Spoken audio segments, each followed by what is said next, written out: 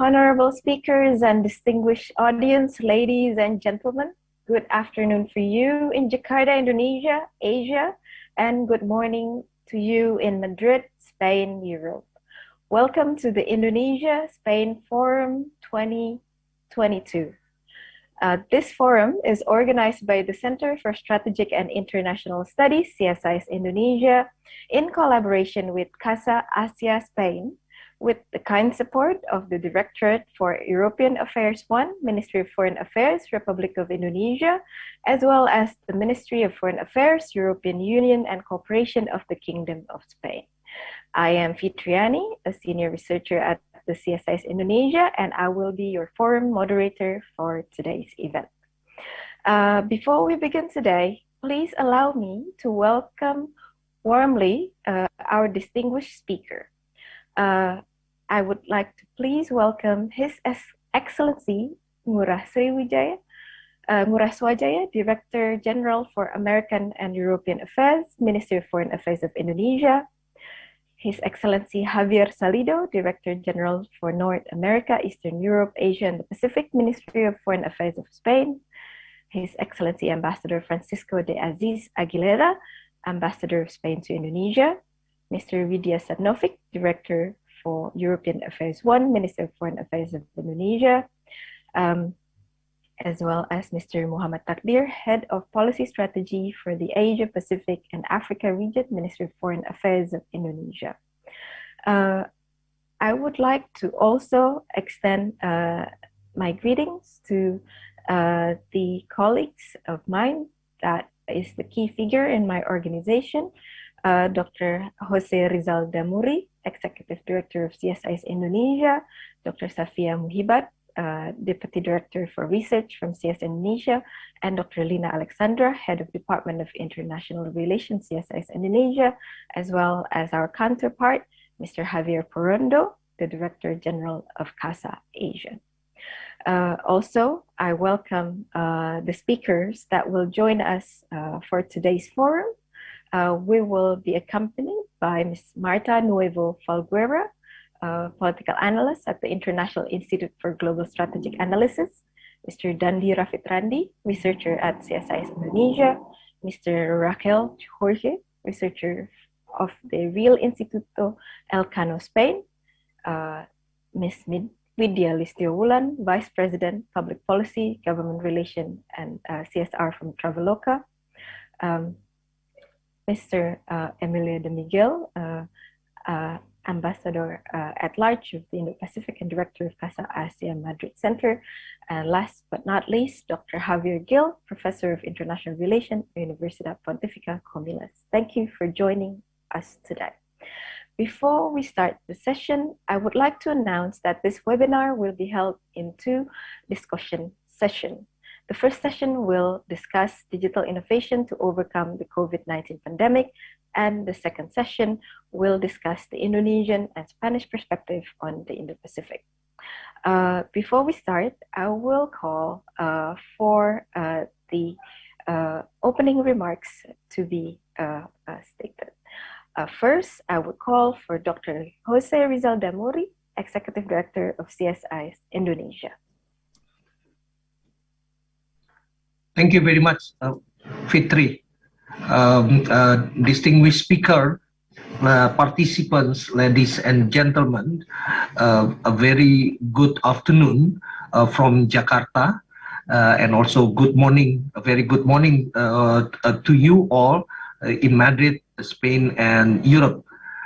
It is a nice weather that we have here in Jakarta today. A perfect day to have good discussions and also to welcome all of you to our annual event, Indonesia-Spain Forum. I believe this is the third one in 2022, organized by CSIS and Casa Asia, and supported by the Ministry of Foreign Affairs of Indonesia and the Ministry of Foreign Affairs of Spain. First of all, I would like to welcome and thank Mr. Javier Porondo, Director General to the Casa Asia, as the co-host of this event. We thank Casa Asia for continuing collaboration in co-organizing this bilateral forum, which is very important actually to strengthen the link between Indonesia and Spain. I would also like to thank the Ministry of Foreign Affairs of the Republic Indonesia for the support, for the very generous support, especially the Directorate from Directorate General for America and European Affairs, led by His Excellency Ngurah Swajaya, and also to the Directorate for European Affairs 1, led by Mr. Widya Satnovic. The kind support from the Ministry of Foreign Affairs of the Republic of Indonesia already make these important events ongoing. I would also like to give a warm welcome to Your Excellency Javier Salido, Your Excellency Francisco de Assis Aguilera Aranda, also the Spanish Ambassador to Indonesia, as well as all the distinguished speakers in this forum that have spared your time to participate and share your thoughts in this forum. It is really my honor to host you in today's forum. And I would like to welcome all the participants again from both Spain and Indonesia side. We are very honored to have you in today's discussions, as your insight would be very fruitful to promote the relations between Indonesia and Spain. Ladies and gentlemen, this year's forum aspires to the bilateral ties that have been built for 64 years in the form of people-to-people relations and also the government's relations between the two countries. The pandemic actually has taught us that cooperation is badly needed, but cooperation is the only way for us to face the difficulties that we have during the pandemic. Cooperation do not only allow us to pool our resources and to help each other, but it also quite important to prevent us from taking measures and policy that might put other nations in unfavorable conditions. In addition, for sure, the cooperation, greater cooperations, would allow us to learn from each other on how to more effectively respond to the crisis we are facing, as the pandemics already getting in better conditions, but we still have many other crises to come, and we need to respond appropriately. As the world starts to recover from the COVID pandemic, but it is quite also important for Indonesia and Spain to share experiences more intensively, especially in building back their economies to recover stronger and to recover together. One of the ways is through furthering the digital economy and innovations to boost economic growth that was hit by the recessions. Even before the pandemic, digital technology actually already changed the way we interact as a society, and the pandemic drive it even further with higher speed of transformations. While we can see a lot of benefits from these transformations, the challenges are also abound. It ranges from infrastructure problems or necessary regulatory frameworks to skills and literacy and that we need for the digital transformations. Without paying greater attention on this necessary aspect, it would be hard for us to reap the optimal benefits from digital transformations. I hope in today's sessions, the two countries could share the best practice and lesson learned as well to advance cooperations between Indonesia and Spain. These favorable cooperations can be facilitated regionally actually by looking at the increasingly attractive regions, the Indo-Pacific. The region that covers 60% of world's population. It is also one of the main global stage of power projections. Yet, it offers many opportunities of growth and interconnectivity for the prosperity of this region and also globally. It is with my greatest hope that today's forum can share Indonesia and Spain's perspective on Indo-Pacific to promote growth and stability in these regions. That would also benefit the two countries. I wish you all a very productive discussions today. Thank you for your times and for your participations. I hand over the screen back to Fitriani. Thank you, Dr. Yose Rizal Damuri. Now I would like to invite Mr. Javier Porondo from Casa Asia, Director General. The screen is yours. Thank you very much, Dr. Fitriani. It's a real pleasure to hold this second edition of the Indonesia-Spain Forum. This is a dialogue that we set up 4 years ago, that we had the first edition last year in March in an online format. And this year, due to travel restrictions, we continue with the online in the hope that very soon we will be able to meet either in Indonesia or in Spain. I would like to express, first of all, my satisfaction for the fact that the Center for Strategic and International Studies and Casa Asia are going ahead with this forum. This forum was something that numerous actors, at least in Spain, and particularly from the economic sector, have suggested to us, have been requested, as a way to promote a forum, a platform for mutual dialogue and interaction between the civil societies of both countries. For those of you who are not familiar with Casa Asia, this is a public consortium made up of 3 levels of the administration. At central level, the Ministry of Foreign Affairs, and I would like to thank Javier Salido, Director General for the Asia-Pacific region, for his continuous support. At regional level, the government of Catalonia, and at city council level, 2 city councils, Barcelona and Madrid. So it's a unique structure, and we hope to continue this fruitful cooperation with the CSIS in the coming years. In 2021, we celebrated the 20th anniversary of Casa Asia. So this is another opportunity to underline the importance of public diplomacy, and particularly the role that Casa Asia has played in the last 20 years to promote common understanding and dialogue between Asia and the Pacific region on one side and Spain on the others.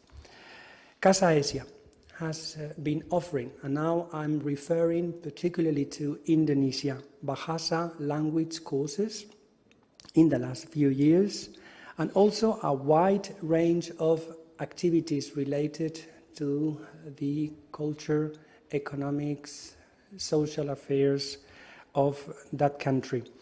So we will continue this line of action. The difference is that with this forum, we move from scattered actions to a platform which takes place every year and somehow channels all the activities, in the case of the CSIS related to Spain, and in the case of Casa Asia related to Indonesia. To finish my introductory remarks, I would like to commend the efforts of those institutions, public and private, which have made possible this second edition of the forum. And I wish the wish that next year in 2023 we will be able to hold this dialogue in a face-to-face format, or at least in a hybrid manner, so that we can invite our Indonesian friends to Madrid and elsewhere, or go to Jakarta to hold this session. We could not have chosen a better partner, so thank you, Sethis, Dr. Fitriani, Dr. Rizal, for your remarks, for your support, and we are looking forward for a fruitful discussion. I hope you find this session interesting. Thank you very much from Madrid, and back to you, Dr. Fitriani. Thank you, Mr. Javier Porondo, for your remarks. It's excellent. I hope it can serve us for the knowledge of this upcoming session. First, we would have a brief update on Indonesia and Spain relation. I would like to call Mr. Widya Satnovic, Director for European Affairs 1 from the Ministry of Foreign Affairs of Indonesia, to give his take on the situation of Indonesia-Spain relation. Thank you, Dr. Fitriani. Good morning to colleagues in Madrid. Good afternoon to colleagues in Jakarta. His Excellency Javier Salido, Director General for North America, Eastern Europe, Asia and Pacific, Ministry of Foreign Affairs, European Union and Cooperation of Spain. His Excellency Ambassador Francisco Diaz Aguilera, Ambassador of Spain for Indonesia. Dr. Philips Pertamonte, Executive Director of CSIS Indonesia. Mr. Javier Porondo, Director General of Casa Asia. Distinguished speakers, ladies and gentlemen. I'd like to take this opportunity to express how happy we are to facilitate continuous interactions between the two countries, through CSIS Indonesia and Casa Asia, and to thank them for organizing the second Indonesia Spanish Forum. I thank and extend my appreciation to all the speakers and participants joining us today. It is a great pleasure to join this forum, and hopefully this conversation will innovatively unlock potential areas for our bilateral cooperation and identify strategies to enhance it further. We hope that everyone involved today will be able not only to provide expert insights, but most importantly, creative ideas that will lead us to complete cooperation to further strengthen cooperation for mutual benefits. Since the first event last year, we have seen that the pandemic situation has significantly improved, although there are no room for complacency, and we should continue cooperation to make sure no one is left behind. As we have gained momentum to enhance economic recovery, we are, especially Europe, is facing geopolitical challenge and hot war, perhaps the worst after the COVID. As we gradually readjust to the new normal, open our borders for tourism, we should ensure that these activities continue. We should also work together to ensure that the hot war is stopped immediately and territorial integrity should be restored in accordance with international law and the UN Charter. These conversations should bring closer Indonesia and Spain. The pandemic gave us crucial lessons to learn that no countries in the world are well prepared. Therefore, international cooperation is very crucial. Based on the international cooperation, we have been able to take necessary measures mitigating the pandemic, strengthening our vaccination program and implementing strict health protocols. More than 78% of Indonesian populations are fully vaccinated, and we are currently administering booster shots. Allow me to take this opportunity to also express our appreciations to Spain's contributions of 600,000 doses of vaccines to COVAX facility. As we start focusing on economic recovery, we are confronted with the impacts of the war in Ukraine. We have witnessed the significant impacts to the developing countries on food and energy security, including potential stagnation. It will be worsened by the economic sanction if the war prolongs, including the global peace and security. It will cause a world economic crisis and trigger costly humanitarian crisis. From the beginning, Indonesia has been consistent in that sovereignty and territorial integrity of sovereign states must be upheld and restored. The war should stop immediately and humanitarian crisis be addressed. The parties should continue their negotiations to find solutions to stop the war and to maintain peace and stability. The situation in Ukraine has already undermined economic growth and disrupted economic recovery. IMF has warned that the situation in Ukraine will set back global economy. The world anticipates significant drop in 2020 from an estimated 6.1% in 2021 to 3.6% in 2022 and 2023. The increase in food and food prices have triggered inflation and have hit low-income countries the hardest. Indonesia is in better position with a small decrease of 0.1% on our estimated economic growth in 2022. With strong domestic consumption and export, Indonesia's economy will grow by 5.4% this year. Indonesia's G20 presidency has set 3 priorities under the theme Recover Together, Recover Stronger. The first is strengthen health infrastructure. Second priorities, particularly the developing countries. Indonesia is committed to maintain the integrity of the G20 as the premier forum for international economic cooperation and provide concrete solutions to address global problems, including the global economic repercussions of war in Ukraine. Ladies and gentlemen, Indonesia and Spain enjoy a strong bond based on mutual respect and trust. We share values of democracy and respect for human rights, multilateralism, and common pursuit for sustainable development. Spain is also an important partner in developing strategic industries in Indonesia and one of the largest trading partners in the world. I'm pleased to note that despite the pandemic, the value of our bilateral trade grew by more than 53% last year. However, the value of Indonesian exports to Spain is less than 0.5% of the total Spanish import, and vice versa. I would like to invite and encourage Spanish entities to invest in Indonesia more and take advantage of our huge domestic markets and its regional interactions. Indonesia is part of 600 million strong Asean market. It is also part of the ASEAN, the world's biggest comprehensive economic partnership agreement of about 29.6% of the world population and 32.2% of global GDP. And we are optimistic that the conclusion of the Indonesian-EU CEPA will significantly facilitate trade and investment between Indonesia and Spain. Although our bilateral relations have a positive trajectory, we must continue to find creative ways to boost cooperation. The current crisis shows the crucial partnerships between Indonesia and EU. Bilateral trade must be promoted, and we should avoid unnecessary discrimination and protectionism policies. Global supply chain must be diversified to avoid disruptions caused by geopolitical tensions. Indonesia-EU CEPA negotiations must facilitate for an early conclusions.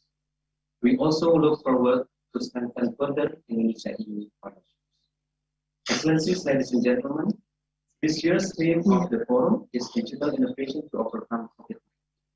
I'm glad to announce the conclusions of the agreement to the interoperability of the digital instruments between Indonesia and the EU Commission.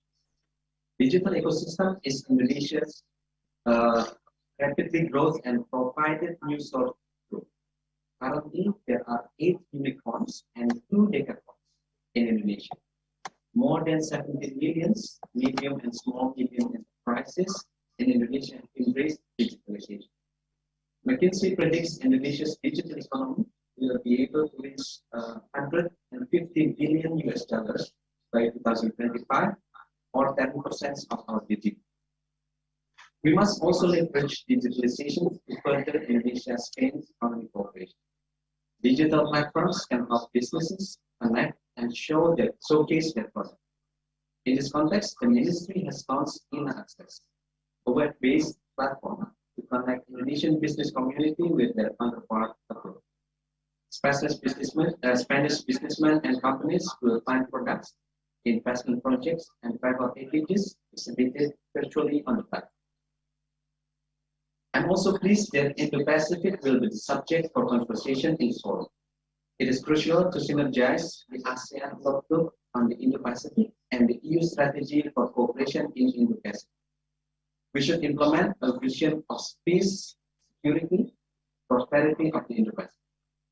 Strengthen ASEAN-led mechanism and ASEAN centrality is crucial for partnership in the Indo-Pacific.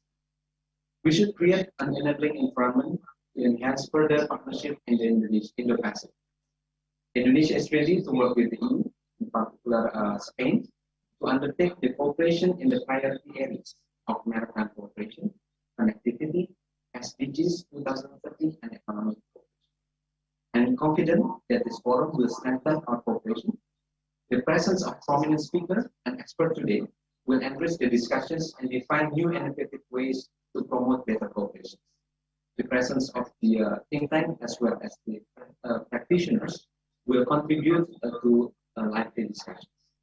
Let's continue to explore the vast potential with hopes for realizing. I wish you all a fruitful discussions, and I thank you. Back to you, Dr. Tiffany. Thank you, Director Sarnovic, for your brief presentation on Indonesia-Spain relation.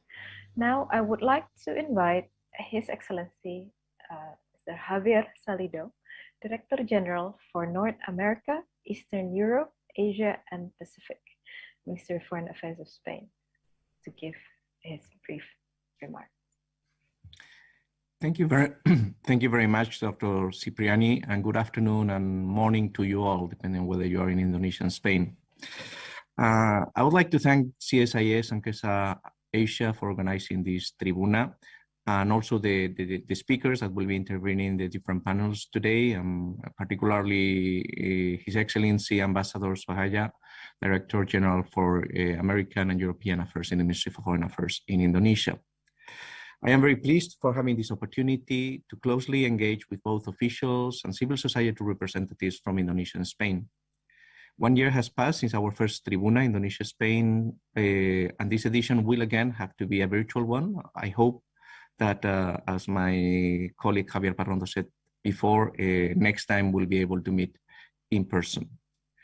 Nevertheless, I am sure that this forum will serve its purpose of conveying our messages to each other and contributing towards a general goal of bringing together our people, academia, officials, businessmen, and business society actors. Spain recognizes Indonesia as an important player in the Indo-Pacific region, with a central role in Southeast Asia, and we fervently wish to maintain the best bilateral relations.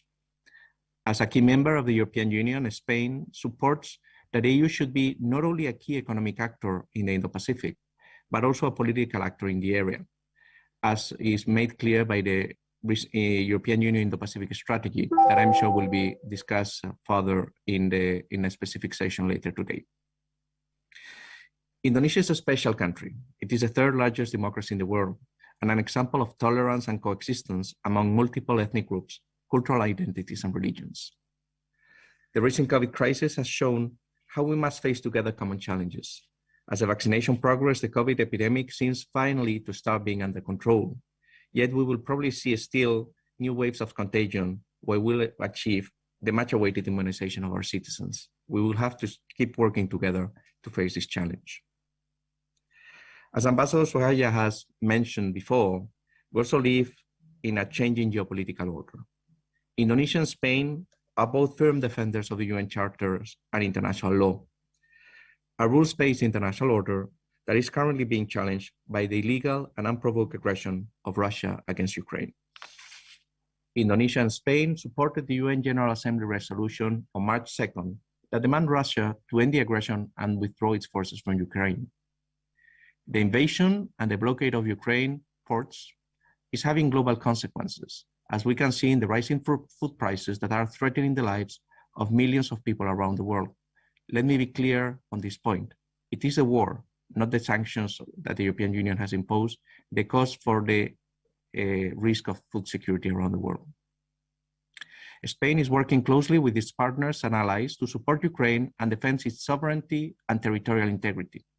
We hope to work closely with other relevant international players, such as Indonesia, in order to pressure Russia to stop this aggression as soon as possible. There are other important issues that we need to deal with together, such as climate change or gender equality. As you all know, Spain considers that the recovery policies must be sustainable and gender-oriented. This is an opportunity we cannot miss to introduce the necessary reforms to make our economies cleaner and more efficient, our societies fairer to women and girls. I want in this sense to highlight the fact that Indonesia is active in women in peace and security and gender issues related to peacekeeping operations, areas where we can further collaborate. Spain and Indonesia share the values and principles of multilateralism. We both participate in the G20 meetings, we frequently support each other in international candidacies, and we uphold democratic values and respect for human rights. Our economies need to restart their activities as soon as possible, avoiding unilateralism and protectionism. Connectivity is going to be key for the green recovery policies, and those connections have to ensure quality and sustainability according to international standards. But opening our economies will not be enough. We must ensure a level playing field, equal access to markets, and the protections of investments and intellectual property. For this reason, we strongly support making progress in the current negotiations of the EU-Indonesia Free Trade Agreement. We believe that Spain and Indonesia are complementary economies, and we should deepen our relations. The external sector of our economies will be key in the post-COVID-19 recovery. Spanish companies are now better represented in Asia. They have been very competitive in markets such as Australia and the United States, which shows their quality and ability to offer tailor-made, adapted solutions to specific needs of clients in a competitive environment. Despite Indonesia's economic importance, only some 80 Spanish companies maintain investments or stable commercial relations with Indonesia. These include important companies such as Repsol, Navantia, Indra, or Airbus, which with the joint construction program of the C-295 airplanes. However, other companies still find difficulties in operating in this market, and we need to cooperate in order to foster more investment.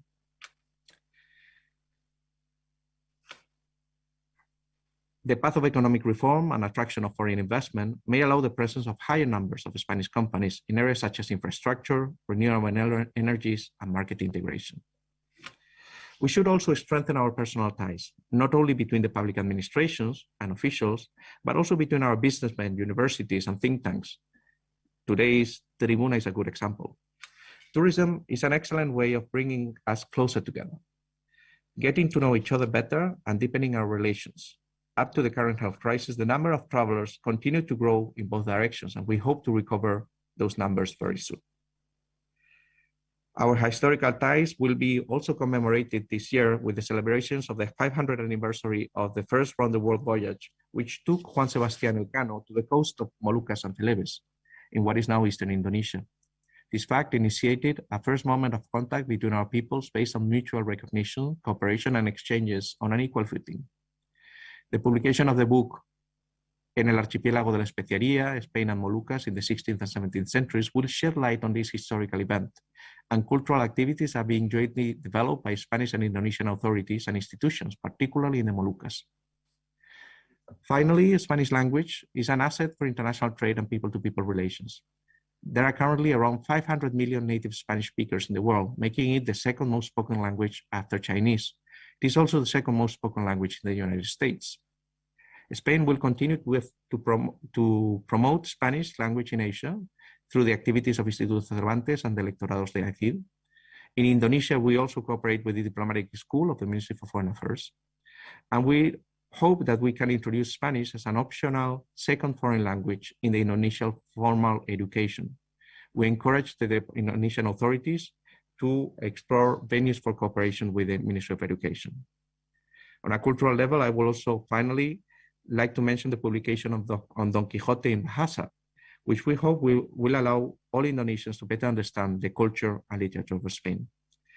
Thank you very much, and I look forward to the debates today. Thank you. Thank you so much for your excellent brief, Your Excellency Salido. Thank you so much for your time. Now, without further ado, I would begin this forum to our first session that will be moderated by Mr. Rafael Bueno, Director of Education, Politics, and Society from Casa Asia, Spain. Mr. Bueno, the screen is yours. Thank you very much, Dr. Fitriani. Thank you for introducing the speaker so we can save some time, considering that we are a very tight schedule. So in this first session, we are going to discuss the challenges and opportunities that digital innovation can bring to our societies. And I will change the order of our speakers well, they have some changes in their schedule also. So I will give the floor first to Ms. Lisio Ulan, secondly to Marta Nueno Falguera, third to Mr. Rafit Randi, and finally Raquel Jorge. And I would like to remind to all of you that we have only 5 minutes for each speaker, so we can finish by 10:30 maximum. So, Ms. Lisio Ulan, the screen is yours. Hi, everybody. I think I cannot turn on my video. I need the operator to turn on the video. All right, thank you. So, good morning, good afternoon, everybody here in Jakarta, Indonesia, and in Spain. Without further ado, I'd like, first of all, however, I'd like to say our greatest appreciation and thank you to, of course, to CSIS, Casa Asia, Ministry of Foreign Affairs, and the Embassy of Spain. I'd like to greet His Excellency Ambassador Ngurah Sanjaya, as well as His Excellency Ambassador of Spain, Francisco Aguilera. Just to respect everybody's time, I'd like to say that as the technology company that works in a lot in tourism industry, Traveloka, perhaps most of you have heard about the name. Since 10 years ago, we started as an online platform, booking platform, and now we shift or transform into lifestyle super app, because we believe that when we are traveling right now, people don't only think about how to book hotel or flight conveniently, but they also think about the health protocol, the convenient and the comfortable of the traveling. That said, we try to provide lots of services that basically provide the necessity of people who travels, or people, you know, to spend some time away from home. We have multiple pillars of services, not only traveling. We have financial services, and right now we have health services, and we have eat delivery. We have lots of products, simply because we see that Indonesia is a large market. Indonesia has great potential. And when we talk about digital, there are lots of things that we can play around, or we can innovate through digital aspect. Early last year, during the pandemic, COVID-19, we actually worked with the Ministry of Health and Ministry of Tourism to open 6 vaccination centers in Jakarta, in Jakarta, in Cengkareng, the airport, as well as in other places in Jabodetabek or Java. Now, we hit our target, which is approximately 80,000 people in Indonesia to be vaccinated and booked through our platform. This is the evidence that, number one, collaboration is important. Public-private partnership is very, very important, especially for digital transformation or digital ecosystem. Point number 2 is as a business, as a technology company that now is operating in 6 countries, we want to be more responsible. We want to care about others. That's why we know that our collaboration for vaccine, for COVID vaccination is important, point number 1. And point number 2, as a company that cares, moving forward, we're not only concerned about how business grows, but we also concerned about how to maintain ecosystem. So last year, we launched our digital game that encouraged users to travel, but also to invest their time and their attention toward the environment issue. So I will stop right here. I know the time is limited, but I'm very happy to open for discussion. But I would like to emphasize the importance of a collaboration, public-private partnership here in Indonesia, in Spain, and all over the Asia. we as a market leader in Southeast Asia in terms of lifestyle super app, we believe that if we want to grow bigger, then collaboration is number one solution. Point number two, as industry, at the moment, COVID has changed our paradigm of thinking. So as industry, we have to make sure that our business growth, but we have to be a more responsible company. And that's where Traveloka is going to move forward. Thank you. Thank you very much. I will give the floor now, the screen, to Marta Nuevo Falguera. Marta. Hello, buenos días desde España, and selamat siang di Indonesia. I'd like to thank first Casa Asia and CSIS Indonesia for inviting me to this event. It's a pleasure being here today to talk about digital innovation in Southeast Asia. In these past 2 years, Southeast Asia has launched many initiatives in the digital domain to fight COVID-19 spread to varying degrees of success, particularly when it comes to contract tracing apps. And similar to EU countries, Southeast Asian countries have taken the Taiwanese model as an example. Taiwanese model has led the way in using artificial intelligence through the combination collaboration of the work of the government, of Taiwan First Digital Minister, but also through the expertise of software engineers from the country and the collaboration, most importantly, the collaboration of the local community. And it has been successful so far in tackling two major issues that have been going on in the past 2 years, which is not only COVID, but also the spread of fake news. They have prior experience. They've had the 2003 SARS outbreak and disinformation campaigns coming from mainland China. And through this, they have developed apps and contact tracing apps through to help solve logistic issues and prevent outbreaks. For example, there's one that, for example, shop owners added information on the platform to inform citizens of real-time inventory numbers, or the government zero contract tracing initiatives that pioneered this kind of a QR code to enter public venues, something that we are all familiar with nowadays. And most importantly, to combat, they have been quite successful at combating disinformation and fake news through initiatives such as Humor Over Rumor, which is a tool that uses Taiwanese cultural cultural things such as the meme culture to counter fake news. So far, Southeast Asia has adopted some of Taiwan's initiatives, particularly those concerning contact tracing apps to combat new outbreaks. So throughout the region, we have apps like Stay Safe in the Philippines, Peduli Lindungi in Indonesia, and even in Laos, we have Lao KYC. However, again, similar to some EU countries, and in this case also in Spain with a Radar COVID app, these initiatives have experienced major flaws. And so, for example, they have had almost no impact on tracing positive cases. There has been some certain degree of distrust among the citizenship in the government to use these apps, so they have not been used that much.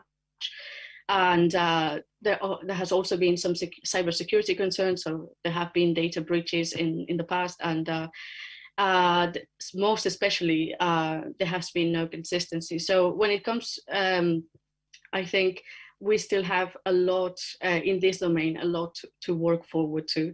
Also, when it comes to disinformation, which has been a major issue in the pandemic, government action has not been satisfactory.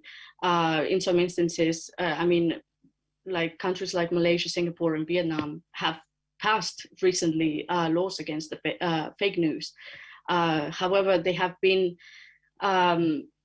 granted broader power to government, and since sometimes there has been some lack of transparency in their implementation process, these laws are open to be misused to silence dissent on the position.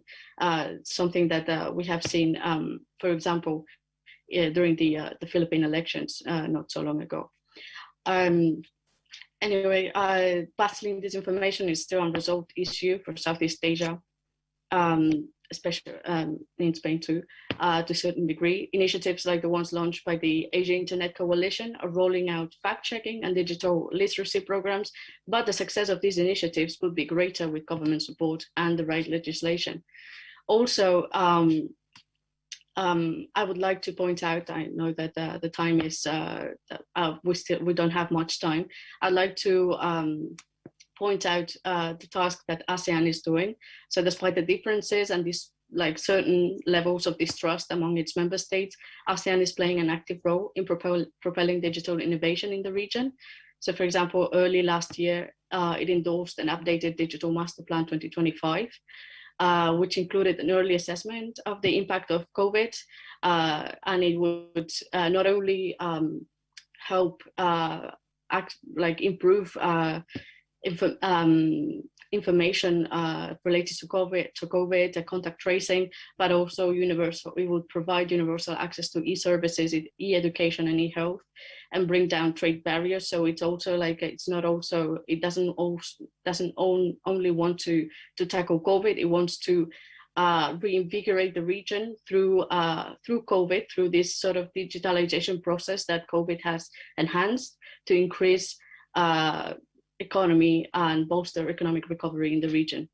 So again, and just as a final remark, similar to what the EU does at the European level, ASEAN is said to be a key actor in the rolling out of recommendations and good practices in the digital domain for its member states. Thank you very much. Thank you very much, Marta. I really appreciate that you are your discipline to keep it to 5 minutes. And now I will give the screen to Rafid Randi, who I believe he has a PowerPoint, right? Mr. Rafid Randi? Yes, correct. Okay. So I would like to share my screen right now.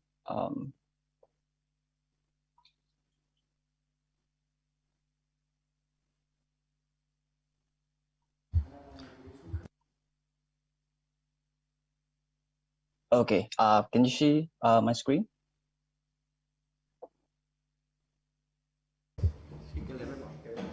Yes, we can see. Okay, thank you very much. Yep. Okay, thank you very much for Casa Asia and also CSIS for inviting me. So I think I would like to propose some other perspective regarding digital innovation, which is trying to see more into the people behavior changes due to the pandemic. So we know that many digital innovations actually happen in the pandemic, due to the mobility restriction and also social distancing policy. People start to utilize a digital platform, for example, more extensive than before. So I think this is why digital skills and also digital literacy matters right now.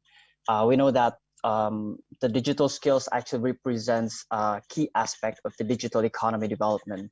So a country or as a global economy can go towards a more inclusive digital transformation. And also, I would like to extend that the digital literacy and skills are also the one of the important issues that have been discussed in the G20 for in this year, Indonesia's presidency. So we have this opportunity to work with the University of Oxford to provide some kind of toolkit that can actually measure digital skills and literacy in the G20 countries. Which is supported by the Ministry of Communication and Information of Republic of Indonesia, building some framework that already developed by UNESCO, ITU, and also other G20 members. And we think that there is a need to have a common framework. For example, I think some of the developing countries they don't really have this kind of toolkit. So I think this toolkit will be very beneficial for them to actually measure the quality of digital skills and literacy in respective countries. And also it provides a guidance, obviously, for a country to explore some of the digital indicators to generate strategic policies.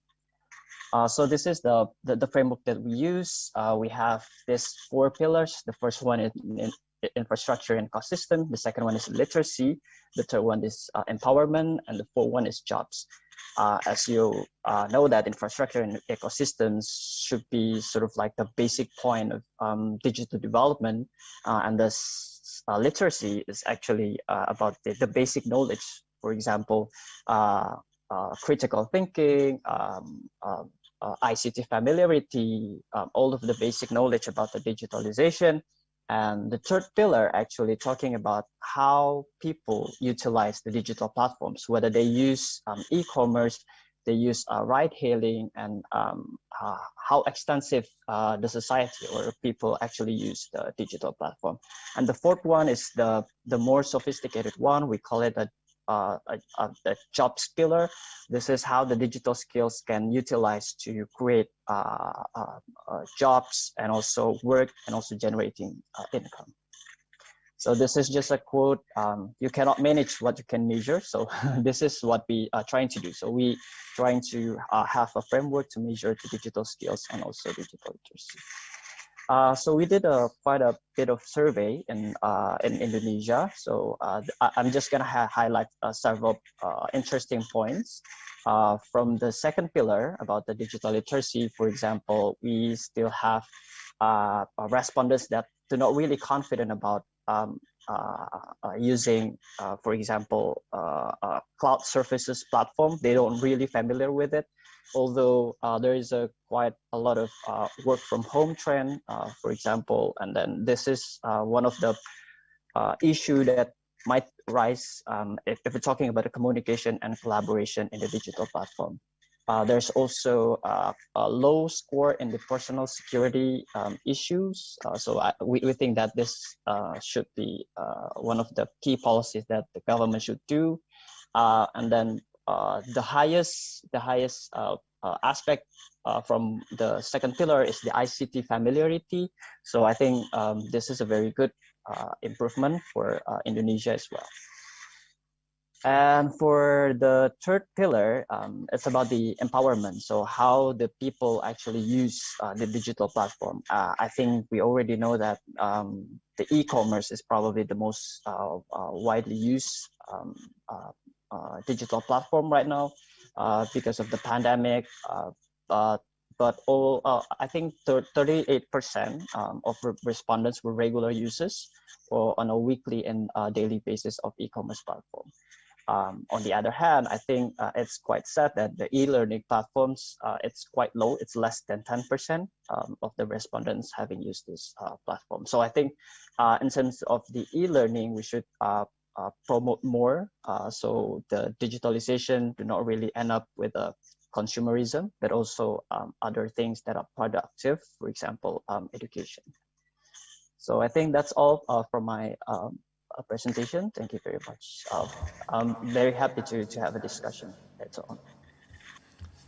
Thank you very much, Mr. Rafi Randi, for summarizing your presentation in these 5 minutes. And now we have the last 5 minutes for our last speaker, Raquel Jorge.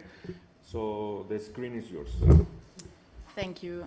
Let me see. Oops. Thank you. Well, so first of all, I wanted to thank the organization of this event because I truly think that it's really highly appreciated to see how a concrete country in the European Union, such as Spain and Indonesia in Southeast Asia, can work together and cooperate much further.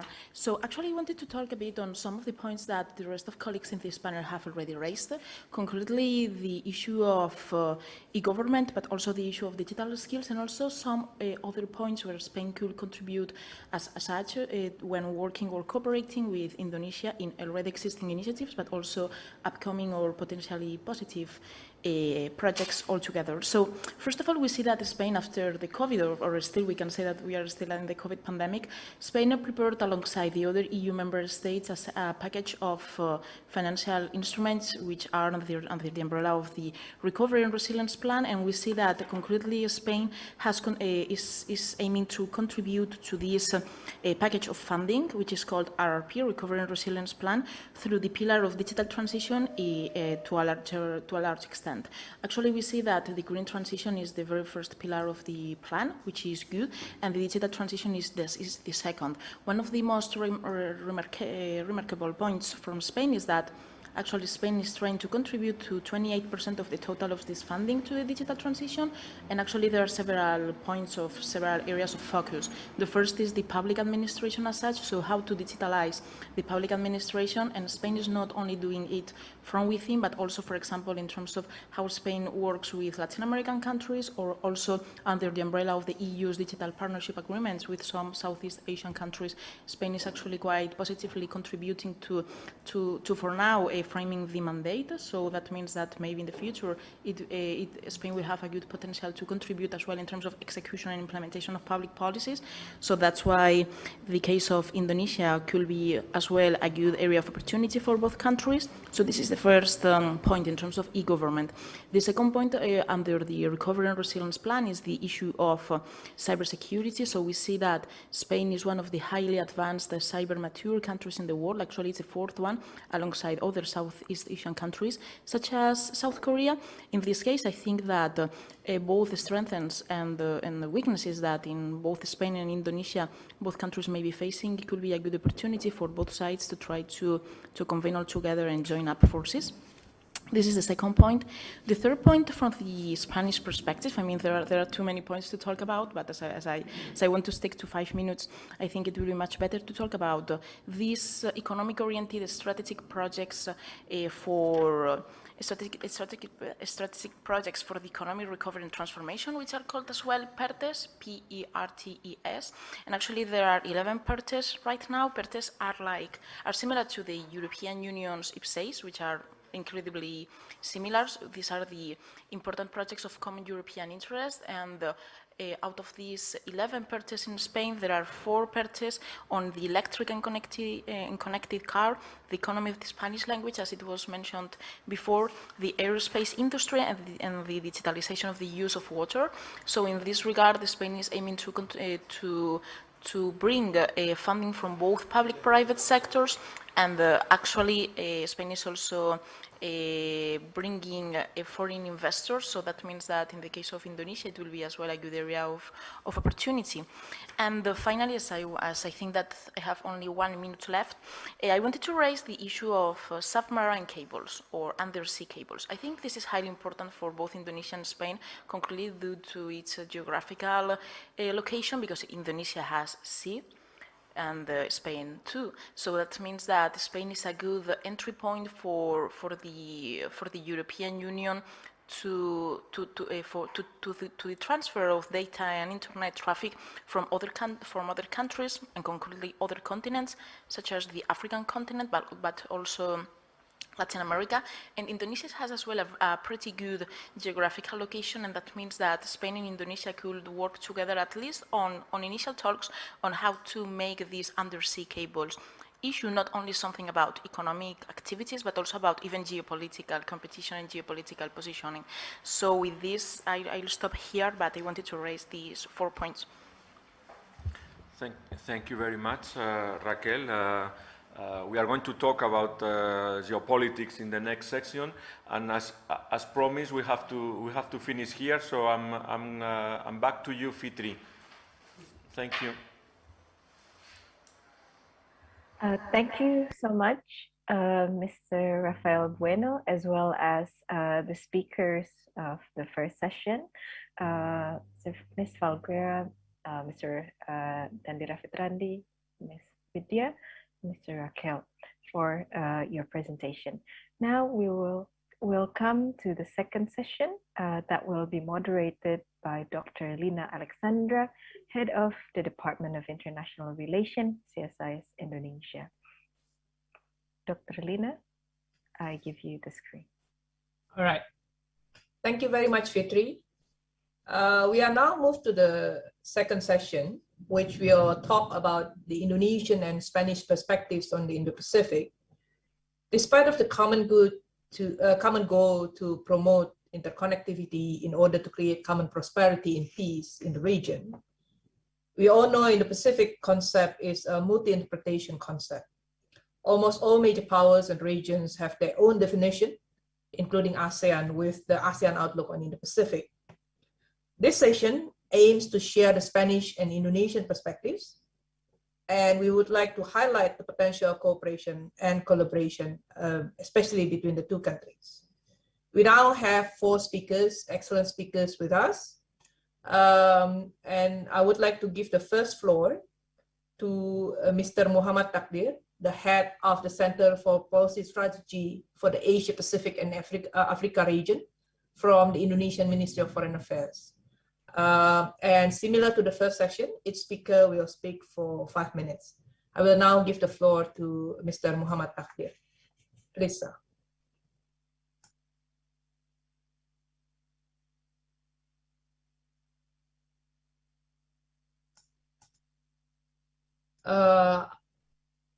To the Casa Asia, could you please open the camera for Mr. Takdir? Okay. Thank you, Madam Moderator.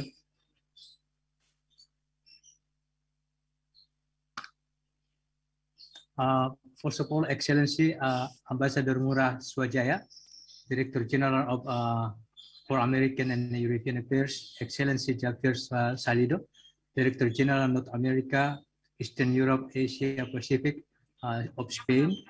Also, Dr. Rizal Damuri of CSIS, and Mr. Xavier Parodi, Director General of Casa Asia, and all distinguished speakers. It's my great honor to be on the panel this afternoon. I think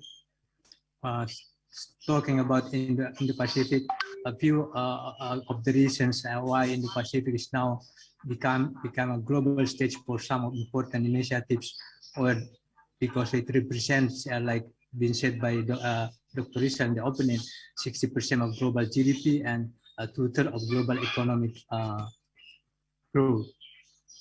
And to the continue major players' engagement in the region on various individual or groups initiatives are making Indo-Pacific more resembling a multipolar Indo-Pacific or multipolar region. At least we note several contesting concepts, Indo-Pacific concepts, including EU strategy for cooperation in the Indo-Pacific. Among those initiatives, I think AIT finds it's more Indo-Pacific sister with the EU strategy for cooperation in the Indo-Pacific. At least I think they both, in the case of for synergy in implementing their respective guidance document, they both keen to dilute major power rivalry, because the major power rivalry is one of the core situation that we have in the region in the Pacific. IUP itself, the main objective aims at nurturing common interests of countries in the regions by enhancing cooperations through 4 of its cluster cooperations and ASEAN centrality, which is clearly, I think I found in the EU document mentioned, I think 31 times in the Indo-Pacific strategy. And all we are aware of the 4 clusters.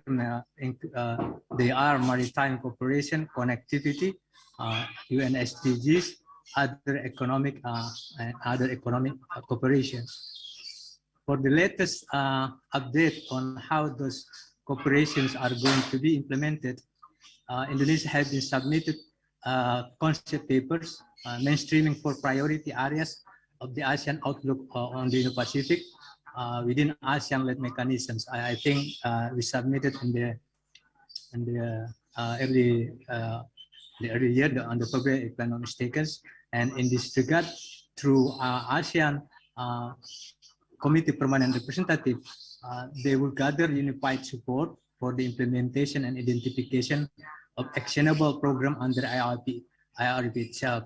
Indonesia is planning for our side. Indonesia is planning to hold infrastructure forum, Indo-Pacific infrastructure forum on connectivity, scheduled to be held, I think, in 23 as we resume our chairmanship in ASEAN. The challenge facing the countries in the Indo-Pacific that we see this slide is that the vulnerability encountering by most of the countries in the Pacific based on 2021 Fragile State Index. To its dozens indicators, I think most of the countries here is categorized with what is it, warning and alert. It's indicated vulnerability through its 12 indicators from social politics to security and economy. And it add up the anxiety. They are not managed well. The probability we might have is the interstate relations fractures, as we see in the global BRICS report, WF global risk report, where interstate relation fractures becoming top 10 risks by likelihood. And I think it's really showcase some of the hotspots in Indo-Pacific. And now we see I'm sorry, Mr. Takdir, I think you need to wrap up. Your time is finished. Sorry about that. Okay, I think I'll go to the last point of probably the presentations. The takeaway from this meeting is how the Indonesia and Spain, in the context of Indo-Pacific and EU strategy, to follow up some of the talking points that probably will be shared in this forum is that Spain can lead the EU's constructive route toward Asia and expands intensive dialogue, especially in the 1.5 track. And last point is, I think, finding possible cooperations linking the direct interests of Spain and the EU and the regions. I think for the third takeaway, I think connectivity is one of the possible cooperations, knowing that most of the prior activities, OIP and post-OIP adoption in 2019, we focus on connectivity. I think that's all. I back to you, moderator.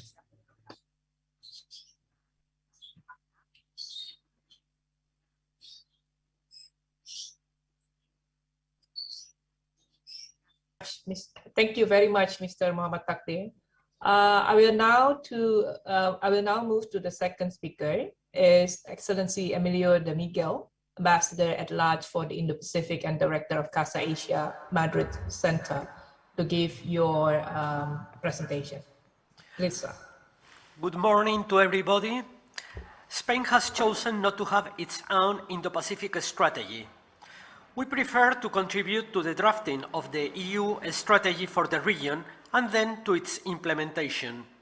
We believe the EU is stronger when it is united and its mechanisms allow for defending the national interests while working together in international issues. In January, I was designated Ambassador at Large for the Indo-Pacific. The first task I was given was to make the mapping of the EU strategy in order to see how our national interests fit in the priorities set by the EU and how Spain can help to the implementation of the strategy. This exercise is practically over. Currently, we are focusing in coordinating with the present and incoming presidencies of the European Union so that the EU policy to the Indo-Pacific has coherence and continuity. There are some points I want to stress about the EU strategy.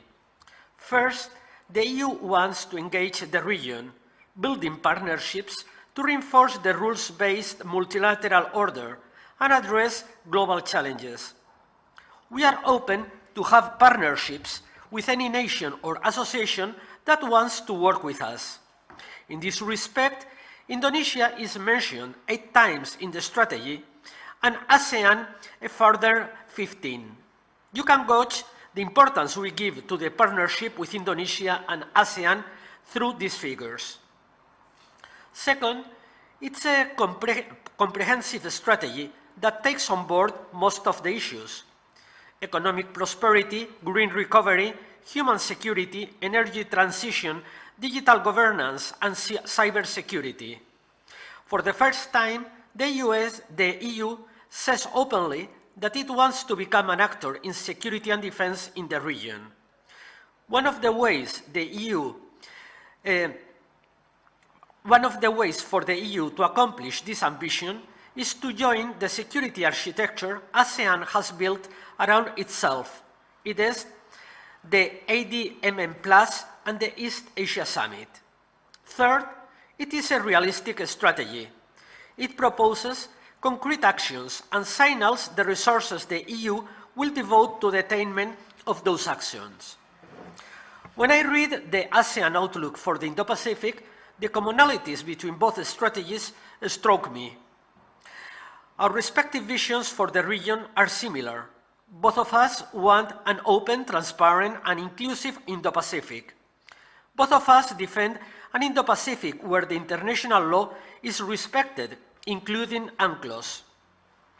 The EU supports the centrality of ASEAN in the Indo-Pacific. We count on ASEAN's experience on creating consensus and managing a regional architecture. In this respect, I think it is an anomaly the fact that the EU has not yet joined the East Asia Summit and the ADMM Plus. The EU and ASEAN have been partners for 45 years, and 2 years ago we upgraded our partnership to the category of strategic. Through its strategy for the Indo-Pacific and the recent forum held in Paris last February, the EU has proved its engagement with the region and its added value even in issues that have been traditionally out of EU's scope, such as security and defense. Therefore, I hope the anomaly I mentioned will be over soon. In the meantime, I want to overview the areas where our strategies overlap and we should work together to create synergies. First, it is maritime cooperation. The Indian and Pacific Oceans represent the biggest maritime space in the planet. The EU strategy devotes one of its 7 priorities to ocean governance. The fight against IUU fishing, the creation of a regional ocean forecasting system, pollution prevention, these are some of the actions the EU wants to adopt. Besides that, in security and defense, the EU wants to promote regional maritime security, mainly through CRIMARIO program, to enhance the maritime capacities of our partners to better control their seas, and through ESIWA. Our approach is in full compliance with UNCLOS. Second is connectivity. The EU is aware of the deficit of infrastructures in the region, but we believe in infrastructures that are financially, socially, and environmentally sustainable. The December 2020 joint EU-ASEAN Ministerial Declaration on Connectivity marks the way we could cooperate on connectivity. I'm sorry, I think your time is up. Can you just wrap up? Sorry about that. A last sentence. In short, there are commonalities in many fields open to our work together. Will we have the political will? Thank you. Thank you, Ambassador. Thank you. So we will now move to the third speaker. It's Dr. Javier Miguel, Professor of International Relations from Universidad Pontificia Comillas. Please, sir. Morning. First, I would like to express my gratitude to Casa Asia and the Center for Strategic and International Studies in Indonesia. I have to say that in 2006, I was a visiting fellow in the Center for Strategic and International Studies in Jakarta. So I'm very happy, I'm very pleased, to meet again with people, for that center. Bueno, I have 5 minutes, so I will summarize my presentation. First, I will explain how I see the Indo-Pacific, and then I will comment briefly 3 areas where Spain and Indonesia can cooperate, with each other. The first, the Indo-Pacific. I see the Indo-Pacific as a very complex region, extremely fragmented. Politically speaking, we find different, political systems, sultanates, military dictatorships, communist countries of full-fledged democracies. So in terms of political situation, is quite fragmented and complex. In terms of the territory, the Indo-Pacific, we find 2 vast oceans, the Indian Ocean and the Pacific Ocean, and a mass length of land, basically comprising the totality of Central Asia, South Asia, and the totality of the Far East.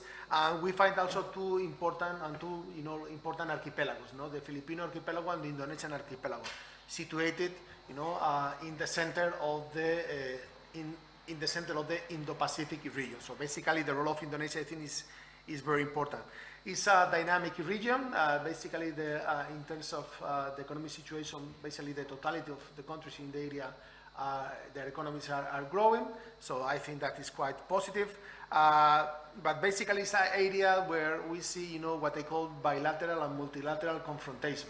India versus China, United States versus China, India versus Pakistan, and then bilateral initiatives, that are very interesting. For example, the AUKUS, between Australia, United States, and United Kingdom, or the Quad, with 4 countries, Australia, Japan, India, and United States. So basically, bilateral confrontation or bilateral tension and multilateral tension. I think that point is quite important.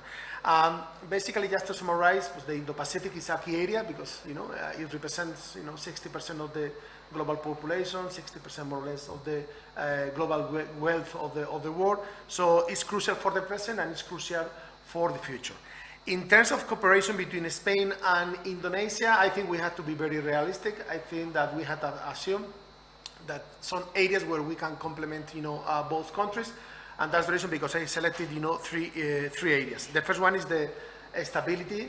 We have to cooperate in the stability and freedom of navigation, especially with 3 initiatives. First, to reduce the pollution in the seas, and basically to improve the productivity of the fishing resources that are key for both countries because we are maritime countries. Second, I think Spain has a vast experience, combating piracy and criminality in the seas, and I think that in this area, I think Spain can, complement Indonesia. Indonesia is a vast archipelago, it's affected by piracy, it's affected by, for example, illegal fishing, especially in the South China Sea, and especially in the area of the Natuna archipelago. So I think in that area, Spain and Indonesia can cooperate each other. And third, I think that we, both countries, support, United Nations Convention of the Law of the Sea, the UNCLOS.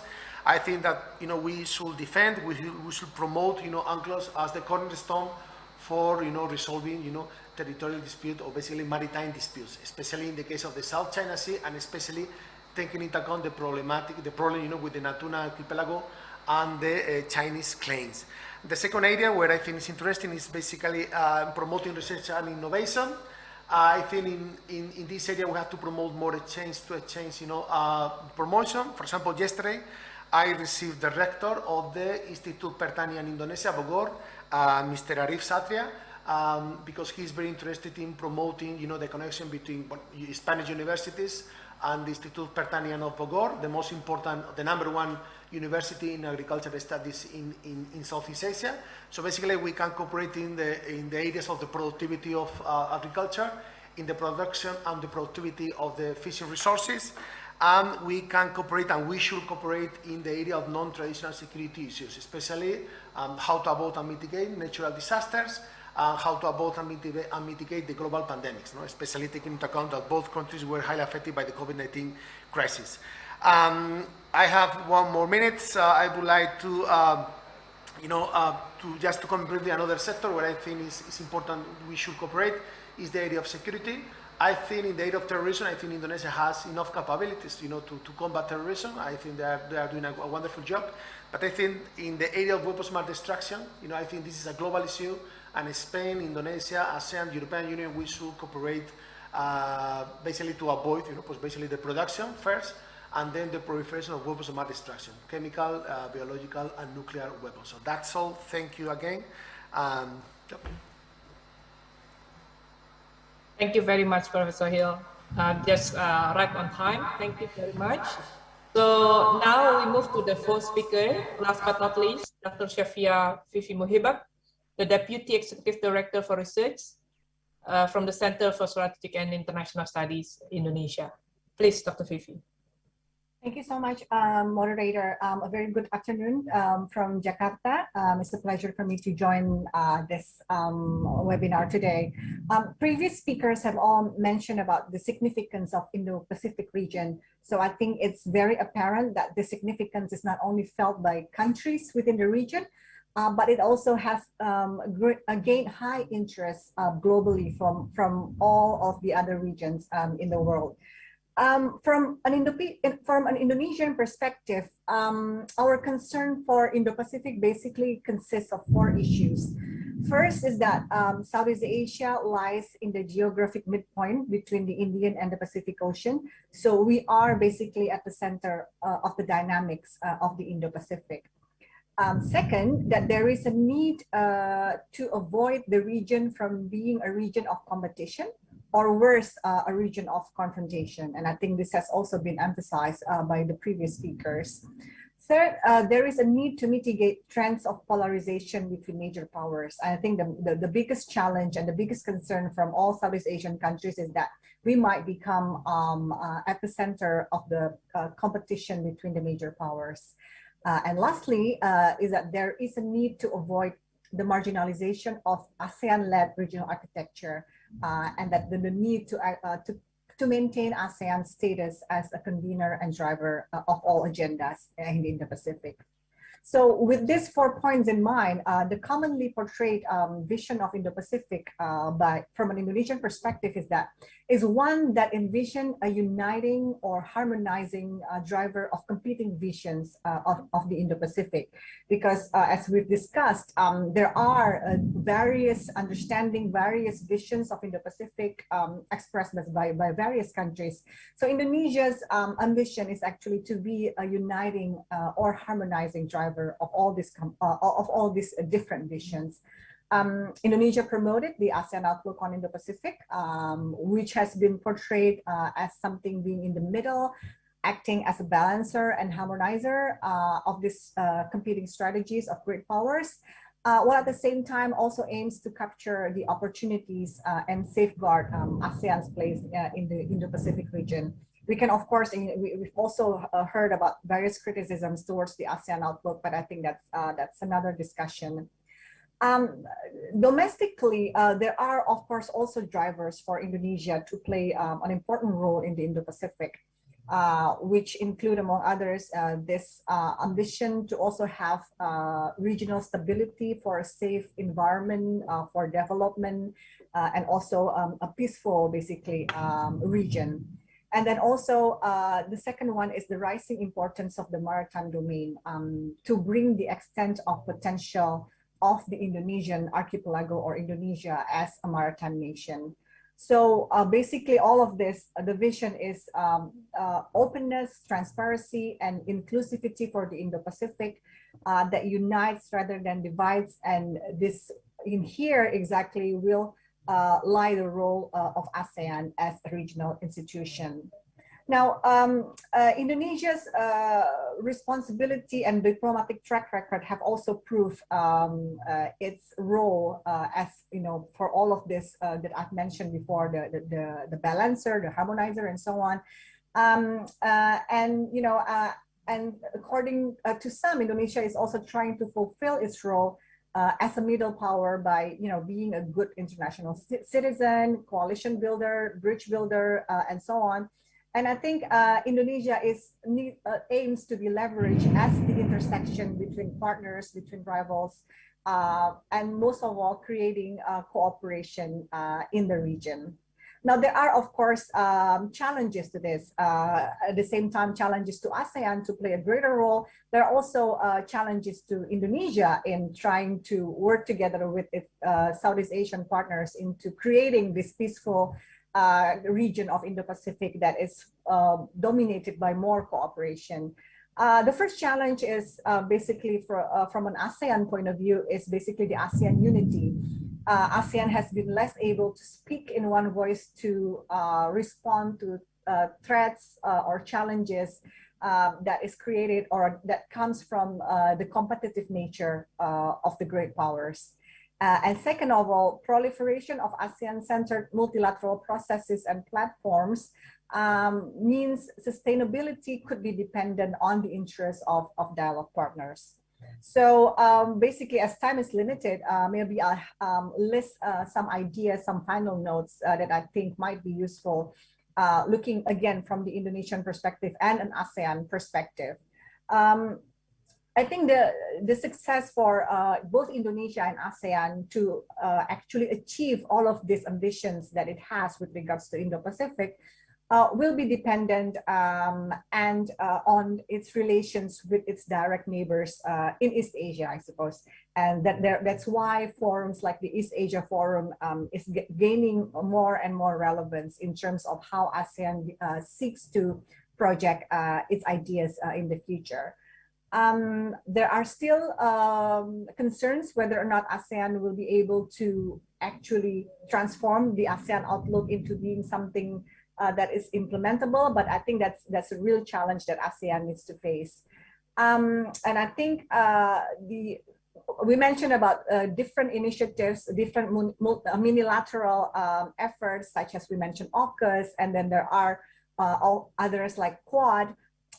These strategic initiatives are conducted without prior diplomatic communication to ASEAN, which has resulted in concerns about the importance of ASEAN to extra-regional powers beyond economic cooperation. So I think in ASEAN's effort to nurture cooperation with its, be it dialogue partners or various other partners that it has, including in this regard with Spain, I think it needs to keep underlying the importance of ASEAN as a vehicle for regional interaction in the Indo-Pacific. I'll stop here. Thank you so much, Lina. Thank you, Dr. Shafia. So unfortunately, we ran out of time, so we don't really have time for question and answers. So I will now hand over the time to Dr. Fitriani. I hope everyone still get the key points of the presentation. I think it's which are very, very important. Thank you. Thank you so much, Dr. Lina Alexandra, Mr. Muhammad Takdir, Ambassador Emilio de Miguel, Mr. Javier Gia, and Dr. Safia Muhibat for your excellent time and presentation. We have concluded the 2 sessions of the Indonesia-Spain Forum 2022. But before ending today's event, I would like to welcome the closing remarks from Indonesia and Spain representatives who have collaborated to make this event possible. I would like to invite, firstly, His Excellency Ambassador Francisco de Aziz Aguilera Aranda, Ambassador of Spain to Indonesia, to give his closing remarks. To Ambassador Aranda, the screen is yours. Thank you very much, Dr. Fitriani. Well, good morning and good afternoon to everyone, our dear colleagues and friends in Madrid and Spain, our dear colleagues and friends over here in Jakarta. Actually, for me, it's a pleasure and a privilege to have been able to witness this exchange. My personal conclusion is that definitely this is not enough. We need to have some more sessions like this because there are so many things we have to share together as 2 countries. We have to learn from each other. And for me, it has been very interesting to pay attention to the details and discussion about both the connectivity issues and the Indo-Pacific. Actually, the idea of connectivity comes to my mind as perhaps the key question or the key issue we should be able to cultivate in our understanding. We have to be able to connect, to create connectivity in the technological sense of view, of course, in the technological instruments that we have over here in our market economy and all the technological elements that we have available right now. And the connectivity and the development of the technological, recording in progress, and the technological aspects of this connectivity are very much well developed over here in Indonesia and also in Spain. And this is something where we should be able to work together, but also in the field of Indo-Pacific. The Indo-Pacific is an idea which has become now the rule, the norm for everyone, and that we all have to follow. In that respect, Indonesia is an Indo-Pacific country, Spain is not, but we are very much keen to participate in the developments of the region. We are interested, we all belong to one single world, and definitely we want to express our interest and our understanding of the future of the region, a region we expect and we want to be peaceful, well-connected, law-abiding, and definitely open to the prosperity of everyone, and where we also believe that's part of our future is as well. So from that point of view, thank you very much to all and everyone involved in this conversation today. Thank you, Ambassador Angura. Thank you, my dear colleagues in Madrid, Director Parrondo and Salido, and our colleagues in the Ministry and Casa Asia, and I was there. And over here as well, my colleagues at the Ministry of Foreign Affairs, the CSIS, Traveloka, and the other institutions participating today. This is just, or should be, the beginning of something bigger, which allows us to connect together, to work together, and to ensure that two nations, two middle powers, separated by many kilometers of distance, but not so much in terms of interests and values, can work together and work together for a better world. Thank you very much. Thank you so much for the excellent closing remark, Ambassador Aranda. Last but not least, I welcome His Excellency Ngurah Swajaya, Director General for American and European Affairs, Ministry of Foreign Affairs of Indonesia, to give his closing remarks. To Excellency Swajaya, the screen is yours. Thank you very much, Ibu Fitriani. A very good afternoon and also good morning to our colleagues participating in this very important gathering. I should address our colleague, Director General Salido, and also Ambassador Aguilera, and Dr. Fermonte, as well as Mr. Parrondo. I would like to extend our appreciation for organizing this event. In fact, I was supposed to be here as well at the opening of this event, but since emergency things always came up, so then I have to apologize that I was not able to be here together with you in the morning, but I have a good opportunity to also give some short remark at the end of this conversation.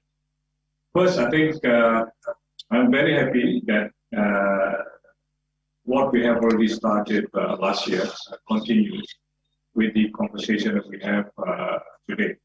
And I think this is very important and very crucial exercise. And as Ambassador Aguilera mentioned earlier, of course, this is only the beginning of bigger activities that should follow up this conversation. Number two, I would like to commend both CSIS and also Casa Spain for taking this initiative. And I think a frank discussion like this on what is happening in both of our regions is very important for us to have a better understanding. And of course, by having a better understanding, then of course we will be able to identify what are the potential cooperations that we could promote. As we have seen now, the bilateral cooperation between Indonesia and Spain is growing from strength to strength. And we hope that this will be enhanced further in the future. And this is one of the components of this bilateral cooperation that we have between Indonesia and Spain.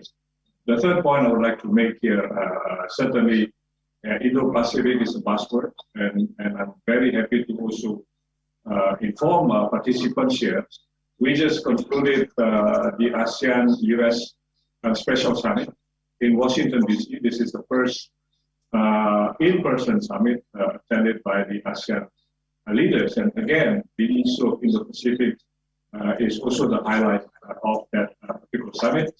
And we are also very happy that the US is also acknowledging the importance of the ASEAN outlook of the Indo-Pacific and also the need to promote synergy between the US strategy on the Indo-Pacific, on what new strategy that has already been developed here. Of course, it is not only collaboration on the issue of security and defense, but also the issue of economic cooperation, connectivity, infrastructure development, addressing the global health pandemic, as well as climate change are very much the highlights of the cooperation that we agree to promote between ASEAN and the US. And we are hoping that in the next summit in November, the leaders of ASEAN and the US will be able to adopt the status or level of the partnership between ASEAN and the US into a strategic comprehensive partnership, which is the highest level of partnership that ASEAN has so far. So within that context as well, of course, I should also mention here that we are looking forward for the ASEAN-EU summit, which is also scheduled to be held in December. And I think we have already elevated the partnership between ASEAN and the EU into the strategic partnership. So what we need to do now is to elaborate what are the activities in this context, in the context of the strategic partnership that we need to collaborate. One of the important things when we are talking about the issue of the Indo-Pacific is the agreement between the ASEAN leaders and the EU, as well as the individual countries in the European Union. I believe Spain is also having the same views on that.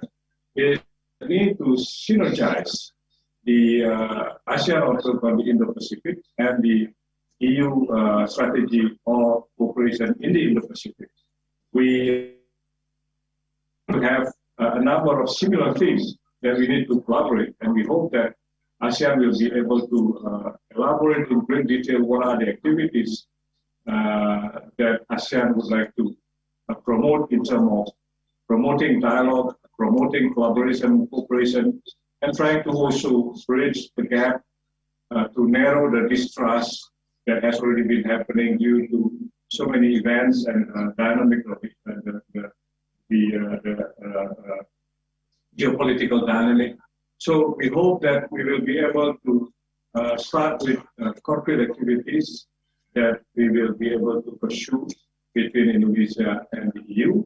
And at the same time, of course, we look forward of collaboration, enhancing the partnership between Indonesia and Spain, including also on this issue. And last but not least, certainly when we are talking about connectivity, when we are talking about technology, I think this is also a very good areas that we could promote between Indonesia and Spain. As you know that the digital transformation is also the priorities, one of the three priorities of Indonesia G20 presidencies, and the potential is huge. And I think we need also, in addition to the issue of freedom of navigation, in addition to the issue of upholding international law, peaceful settlement of disputes, we need to also identify a number of concrete collaboration where people, two people could also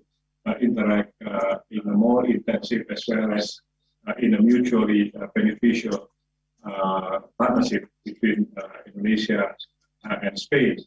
And of course, within this context, we understand that we are now living in really uncertain situation. We understand that there is war happening in Europe, and I think our position as Indonesia is consistent.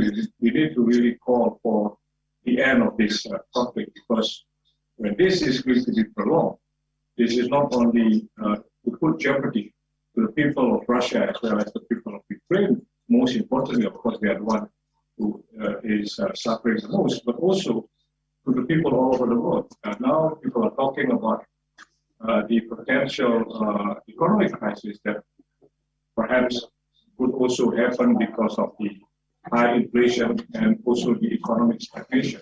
So these general situations in the world, we need to really pay attention, and how ASEAN EU collaboration, Indonesia Spain collaboration could also contribute in addressing what we have in the future in front of us, as well as how we will be able to really develop this partnership for mutual benefits in order to fulfill our vision.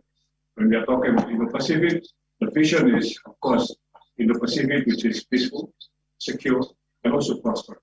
So that is what we need to do. And I would like to thank and I endorse some of the views mentioned by some of the speakers in this conversation. And I think we need to continue this very important conversation between Indonesia and Spain, as well as Indonesia and the EU, ASEAN and the EU, and at the end of the day, of course, in the context of the successful presidency of Indonesia and the G20. So I would like to again congratulate all of the speakers and also commend the CSIS and Casa Spain for this very important initiative. And I hope to see you again next year. Thank you. Thank you for your excellent closing remarks, Your Excellency Ngurah Swajaya. If I may ask you to stay at your place, and if I may invite all the participant speaker, distinguished honorable speakers that are with me in the Zoom meeting to turn on your camera so we can at least see eye to eye. And hopefully maybe next year we would have the pleasure of the company of you all to meet and exchange our thoughts further. So thank you so much, ladies and gentlemen. We finally come to the end of the Indonesia-Spain Forum 2022. On behalf of CSIS Indonesia, Casa Asia, as well as both ministries, Ministry of Foreign Affairs of Indonesia and Ministry of Foreign Affairs of Spain, I would like to give my deepest appreciation for your participation and attendance. Maybe we can smile to the camera to make the photo. Okay, thank you so much. I thank you all, ladies and gentlemen, honorable speaker and distinguished participant and audience. We hope to see you next year at the Indonesia-Spain Forum 2023. Until then, stay healthy, and I wish you always in good spirit. Take care. Thank you. Thank you. Bye-bye. Thank you.